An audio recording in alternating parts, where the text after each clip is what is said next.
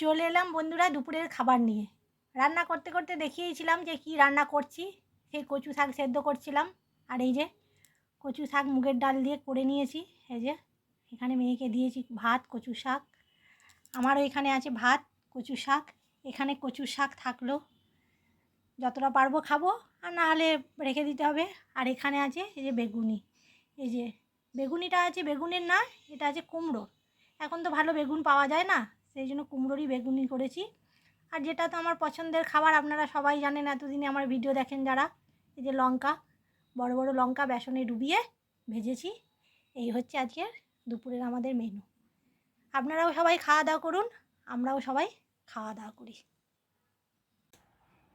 এই যে আমার গুবলু সোনা খাবার নিয়ে বসে গেছে। যেখানে আছে ওর কাঠবাদাম, খেজুর আর কাজু। আর যেটা আছে ওর এই যে বেগুনি, ও খাচ্ছে বসে বসে।